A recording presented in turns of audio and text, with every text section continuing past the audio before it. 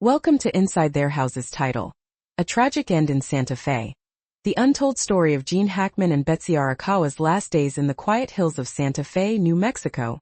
Nestled within a secluded gated community, Oscar-winning actor Gene Hackman and his wife Betsy Arakawa spent their final days in isolation, their deaths tragically unfolding in the place they once called home. It was February 2025 when the tragic news broke. The beloved actor, known for his iconic roles in The French Connection and Unforgiven, and his wife, a former concert pianist, had been found dead in their residence. Their deaths, however, were not immediate. The circumstances surrounding their passing were far more somber than anyone could have imagined. Betsy Arakawa, 65, succumbed first. Her passing was slow and agonizing, as she fell victim to hantavirus pulmonary syndrome, a rare but deadly disease caused by exposure to rodent urine and droppings. The house, once a sanctuary for the couple, had descended into a state of chaos over the years, with rats and other vermin infiltrating the space. It was in this decaying environment that Betsy contracted the virus. Symptoms began with fatigue, followed by fever and difficulty breathing. As her condition worsened, she likely retreated into the cluttered corridors of their home, unable to escape the rapidly advancing illness. She would have died alone, her passing marked by an eerie silence in the midst of the once beautiful,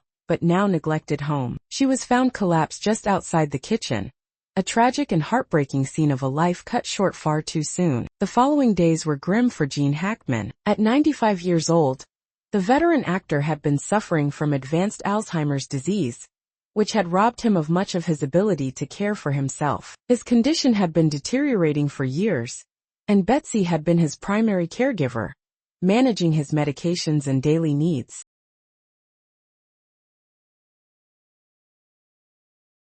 With her passing, Gene found himself alone in the house, unable to comprehend the events unfolding around him. Though Hackman's heart disease had been well documented, it was the compounded effects of dehydration, confusion, and neglect that led to his own death.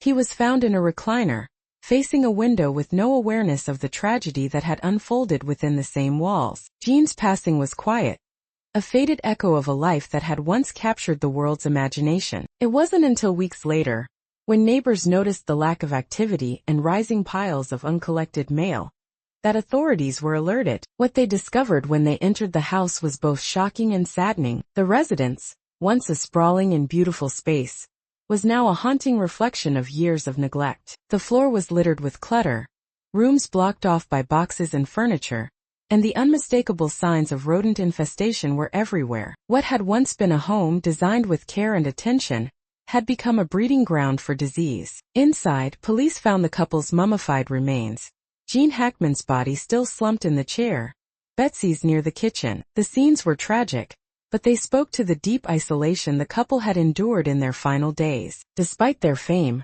despite their success, they had slipped away from the world unnoticed, trapped in a home that no longer resembled the place of refuge it had once been. The investigation into their deaths revealed the extent of their isolation. No foul play was suspected, but it became clear that Hackman and Arakawa had suffered a quiet and painful end in the very home they had once cherished. Their deaths, though not directly linked, were a testament to the vulnerability that can strike even the most prominent of individuals when faced with illness and the burdens of aging. The house, a stunning blend of Pueblo, colonial New Mexico, and Spanish Baroque design, was a far cry from the place it had been when they first moved in. Once the subject of a 1990 Architectural Digest feature, highlighting its open spaces and elegant interiors, the home had devolved into a shadow of its former self. The grand rooms, with their tree trunk columns and airy ceilings, were now hidden beneath a mountain of clutter. The French doors and European antiques that had once defined the space were buried beneath layers of disarray,